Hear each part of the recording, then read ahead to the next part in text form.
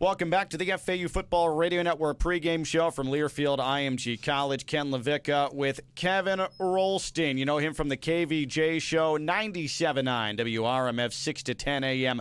weekdays. And Kevin, of course, one half of Two Guys and a Beer. I'm the other half, and the beer is the beer. Funky Buddha Brewery. It is the beer that the Hop Gun and the Floridian are sold at FAU Stadium. Next time we'll be in Boca Raton will be for the Shula Bowl against FIU. That'll come next month. But first things first, a trip to Old Dominion today. And Kevin, frustrating on Friday against Marshall. Just couldn't tackle. And you sit there and you have all these expectations, and Florida Atlantic gets off to the quick start. You fight so hard to take two different leads in the fourth quarter and just can't tackle, and it's just one of those games. Well, and they got gashed, too. I mean, at least those two massive touchdowns that, you take those off the board and you have better protect on both those, it's a different game. Yep. And you just can't do that. I mean, that's kind of they should have won the Marshall game. They should have, yeah. And you give up those kind of plays, those two plays. That's the difference. That's how you don't beat Marshall when you should. And now you're behind the 8-ball in the Conference USA East Division race. It's certainly not over by any stretch, and there's a lot of season left to go. But that's a tough one. That's a hit to take because not only do you now not control your own destiny, but it's also Marshall. And anytime you can beat Marshall, that's a significant deal. Yeah. How big does the Shula Bowl become next week? Massive, because FIU appears to have gotten itself together. And but think about this 3-game stretch. You have Old Dominion. You're the heavy favorite in this game this afternoon. Then you're at Western Kentucky. They are the East Division leaders in Conference USA. Yeah. Florida Atlantic will be going into what's probably going to be a colder climate than they're used to as well. And then it's home against FIU. So this is the pivotal stretch if FAU is going to be in contention 5-6 weeks from now. This is the time of the season now. Okay, so you look at today. You got Western Kentucky coming up 2 weeks. You got Shula Bowl in 3 weeks. Is there any way, because ODU, they come out of nowhere. Last year they beat Virginia Tech. Is this just one of those sort of, 1-6, something like that right now? Yeah, it's been rough for them. So how dangerous is this game for FAU? I mean, right now you're like, this is a palate cleanser. This is setting the record right.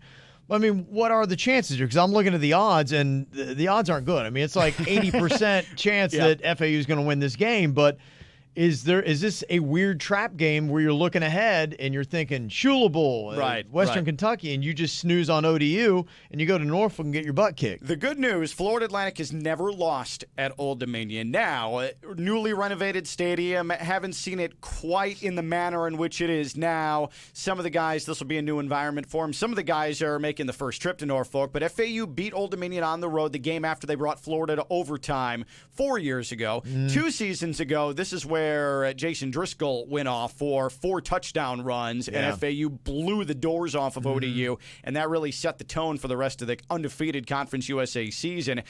So not all that concerned, but keep in mind, we saw what happens to a team like Wisconsin when they look ahead a little bit to the Ohio State game. Yeah. And you certainly don't want to be looking ahead to Western Kentucky against an ODU squad that has a decent defense that could turn things around on you a little bit. How defeating is that if you go boy. I mean, this is clearly a must-win. It is a must-win. And the thing with the FAU fan base, and this isn't me disrespecting them, this is me telling the truth, because being bowl eligible has been so few and far between in Florida Atlantic history, even good teams, like I believe this one to be, anytime you suffer a loss, the inevitable doubt's going to creep in. What if this turns into 2 losses, 3 losses, 4 losses? Then you're fighting for bowl eligibility. That's the natural reaction to an FAU fan. Nip that now. Get the job done today and restore people's confidence, and then you move on. But there are some negative thinkers right now because of the history of FAU. So you say definitely they're going to be bowl eligible at the end of the season? I would be stunned. I mean, that would be a shocking turn of events because this is a good football team with, in my opinion, the best quarterback in the conference. What is the most positive thing you're seeing right now with FAU? If you had to say, okay, here are the highlights, and this is our biggest plus, this is our biggest minus. The fight in this team, and I know that that's like really lame coach speaky, but Brendan Knox just ran through FAU. Yeah. It would have been easy. Last year, would have hung heads, would have lost by 14, 20 points. Kept fighting back. Chris Robinson, despite heavy pressure in his face all second half, able to generate 2 dramatic, long scoring drives and retake the lead on 2 different occasions in the fourth quarter. That shows me a lot, and that's why I think they're going to be around. This is still a confident team that has been able to identify all of its individual issues, each loss this season, and get better from it, and that's where I feel good about this team. Yeah, I mean, when I saw them in Columbus, week 1, I thought, because they got pounded in the first half. I mean, I was like, wow, I've never seen Ohio State that fast, that dominating. And then FAU, they did not give up. Right. They came out second half, same personnel, they're still playing the first string, and they put up a fight. They're like, okay, no, we're not going to go down that easy. And even the UCF loss, you come back at Ball State, and Chris Robinson's throwing the ball all over the place, and John Mitchell's catching 3 touchdown passes.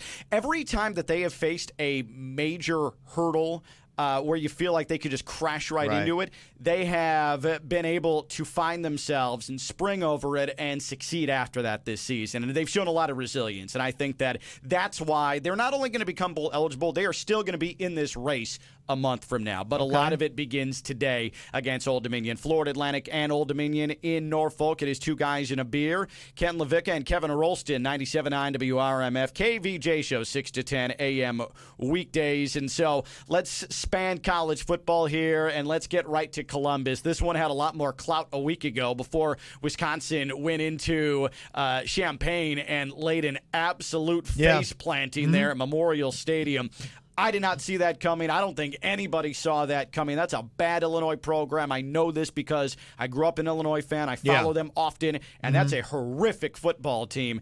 And what they overpowered Wisconsin. They were so physical with Wisconsin. I thought Wisconsin was the most physical team in the country, but they got beaten up, and that's not going to bode well in Columbus against Ohio State. Well, I don't think you're going to see the same Wisconsin team, and it goes to show you about will. It's all about that, and this is the toughest part about being a coach is you don't know from week to week what kind of team you're going to get, and everything about that was so uncharacteristic of Wisconsin. They just did not want to be there, and you cannot say they were not looking ahead to Columbus. They didn't even. Question. They were like, we are going to sleepwalk through Champaign, and they were not tackling. The effort was not there, and they made dumb mental mistakes. And I think even from a coaching standpoint, when they got down to the end and they decide not to power the ball with Jonathan Taylor, we're going to throw the ball, and they get that interception. And then the defense, the number 1 defense in the country, can't man up. And Illinois just imposed their will on the number 1 defense in the country. And it was baffling, and it has to go down to Illinois. A lot of times it's cliche, but it's true. Who wants it more? And it's not sometimes the personnel. Yeah. It really is the will and the desire, and that was one of those games. And there are times where such a heavy favorite like that, everything goes against them. All the bounces, they have fluky things happen to them to keep the underdog in the game. There really wasn't that moment. This really was Illinois outplaying Wisconsin in key moments of this game. They honestly, this didn't fall into Illinois' lap. Like, they went and took it from Wisconsin, and that's rare in an upset of that magnitude. And for the Big Ten, this means that Wisconsin, even if they beat Ohio State, Wisconsin's not going to the college football playoff with a loss to Illinois on the resume, just like Ohio State didn't go last year with a loss to Purdue on the resume. So now it comes down to really 2 teams, 3 teams if you want to count Minnesota, but we're still not sold on them yet. It comes down to Ohio State, and it comes down to Penn State. Now, that game is upcoming, but first things first, Wisconsin is at the Horseshoe.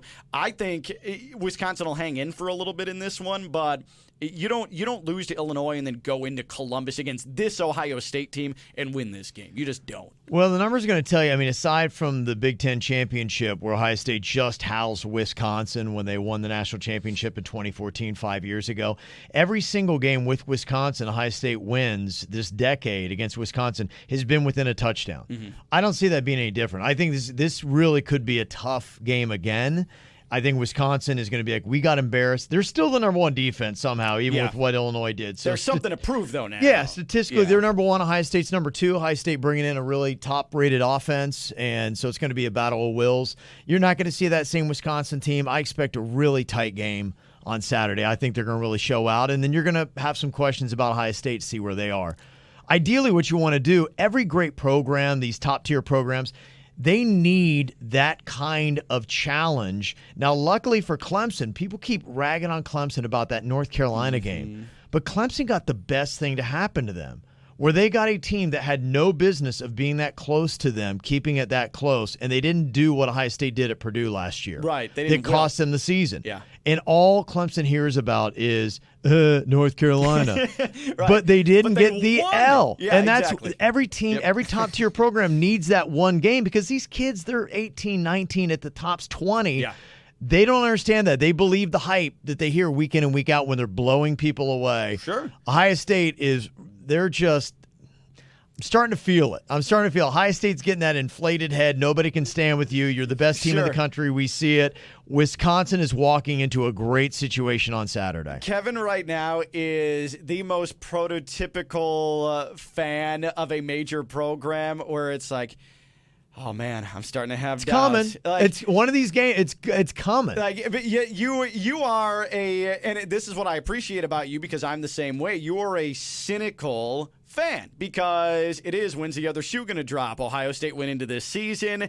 People saying this is as close to a rebuild as Ohio State's going to get. But now it looks like they're a potential national championship contender. Yeah. But you do see some of the things that make you uncomfortable about Ohio State, and you think someone's going to be able to exploit them. It looks too good. You don't know where it's going to happen. Yeah. I mean, if you would have told me last year at the beginning of the season, Ohio State is going to go 13-1. And they're going to get blown out one game. Pick the game.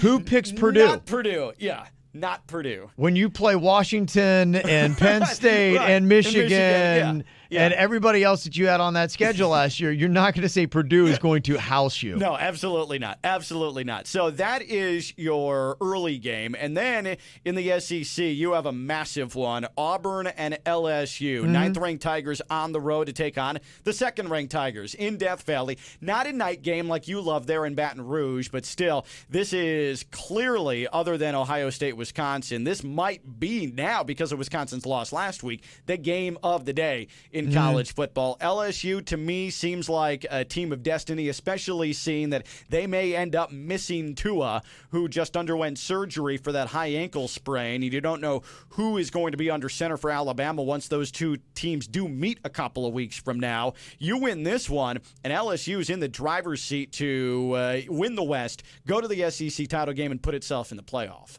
You got the same problem, though, that Ohio State has. LSU has been hearing nothing about how you have got your quarterback is going to win the Heisman. Sure. You guys are great. Who's going to beat you? Tua's not going to be there. There's a lot of that rat poison is going around into LSU's veins right now. Yeah. And some of these teams, you start to feel uneasy when you're looking at LSU and you're looking at Ohio State. Two teams right here at this week, challenging opponents, and they've heard nothing about how great both of these teams are. What do you think? I mean, is without a doubt, are both Ohio State and LSU going to come out of this weekend with wins?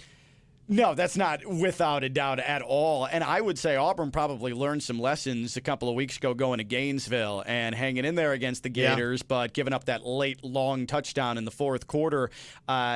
Auburn just being tested on the road 2 weeks ago, not passing that test, but playing very competitively in a hostile environment. Nothing they're going to see in Death Valley Saturday is going to be much different from what they saw in Gainesville a couple of weeks ago. Like they're ready to go for this one. And Auburn, they're not national championship material, but don't you get the sense they're like this scrappy, annoying, good enough football team that could throw everything into flux in the SEC? Yeah, because you got a young quarterback that is really starting to put it together. And every game is big for him with that experience that he's getting.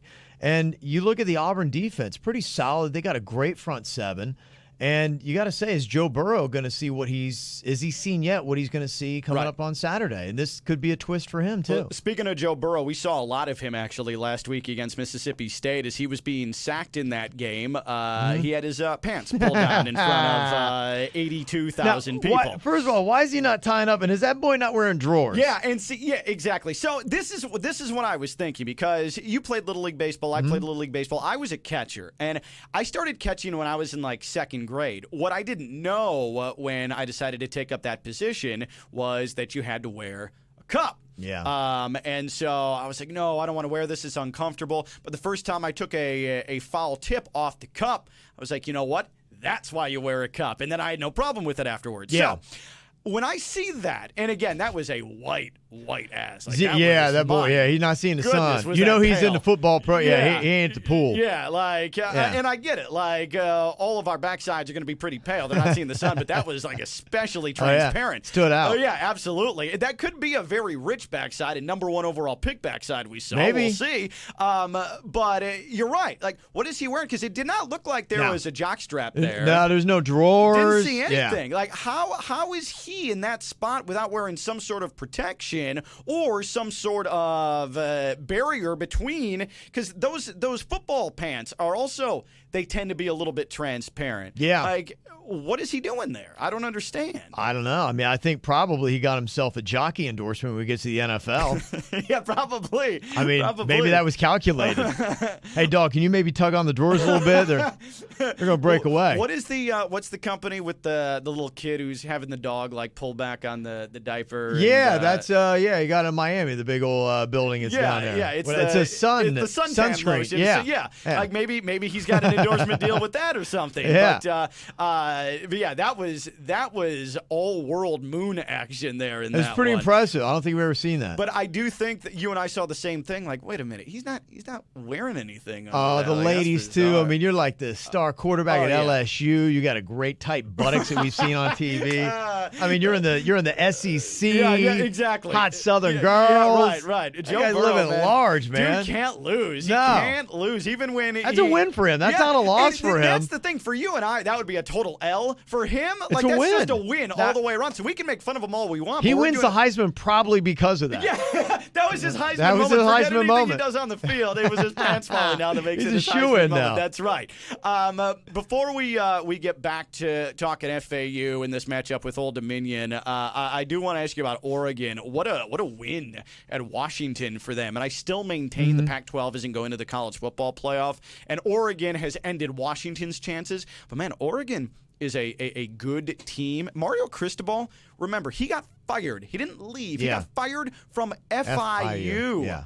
Like, how stupid do they look now? Because now he has completely turned that Oregon program back around, and they're a national championship contender next year, the year after that. Yeah, it was a big gutsy win. The fact they stayed in the game the way they did, the way that they came back at the end. I think they got a couple gifts here and there that kind of helped make that happen. The defense looked a little bit more suspect than what you've seen, but I mean they have got a top tier quarterback, and any of these teams you're talking about, it's so evident. You really, honestly, anymore, you've got to have that top tier quarterback with the way the defenses are. All the teams we're discussing. If Auburn gets a win against LSU and they continue to win out, and something happens where they don't make it, that is going to prop up Oregon. And stranger things could happen. OSU, Ohio State, they have still got Wisconsin, Penn State, and Michigan on their schedule, and then a possible rematch against Wisconsin again in a Big Ten championship. 4 losable games. Right. Anything could happen. Right. There could be some teams that we're putting right now in the college football playoff is shoo-ins that the brakes could fall off any of them. And who knows? Oregon's sitting around. Oregon cruises through the Pac-12. I don't know. I don't want to rule them out yet. No. Everybody has. Everybody's ruled them out. But keep in mind, they pretty much lost in the last play of the game against Auburn. Auburn continues to win, and so does Oregon, and crazy things happen. I don't want to count the Pac-12 out yet in Oregon. They could be in it. Two Guys and a Beer brought to you by Funky Buddha Brewery, Florida Atlantic, and Old Dominion coming up here on the FAU Football Radio Network from Learfield IMG College. Let's wrap up with this. I grew up in the Midwest like you. I never really was a massive seafood fan, but when we travel, we eat the fare of the region that we've gone to, and in Norfolk, Virginia, it is seafood. It is crabs, and I have developed a taste for seafood. For you, like when we've lived in Florida for an awful long time now. For you, when did that acquired taste come about? Oh, pretty quick. Stone crabs, man. Somebody's like, you got to try this. I never had it. I'm like, it's like, just the nectar of the sea. Those things are amazing. It's unbelievable. Very poetic of you. My gosh. My broadcast partner, Chris Bartels, a couple of years ago, we go out in Norfolk and we sit down to eat at the seafood restaurant, and he goes, I didn't want to bother you guys with this. By the way, I'm allergic to shellfish. We're like, bro, like you need to tell us this stuff, man. Like you can't. He's like, I'll get chicken tenders, but no, like they're probably cooking it in the same stuff that like the seafood's being absolutely. fried in, as you're walking out and his face is turning red and bubbling. Yeah, I don't need to EpiPen you outside of the restaurant. Yeah, but Norfolk is great for seafood. If anybody has an opportunity to get there. Also, the Naval Yard is really, really cool in Norfolk, and it's always good to be back here. Kevin, thank you, my friend. Cheers, and we'll talk to you next week before Western Kentucky, okay? Big stuff, man. Kevin Rolston, KVJ Show, 6 to 10 a.m. weekdays, 97.9 WRMF. I'm Ken Lavicka. We'll take a break. When we come back, it'll be myself, the aforementioned shellfish allergy-laden Chris Bartels, and Mike Mareshko as we continue on with the pregame show. It's Florida Atlantic football from Learfield IMG College.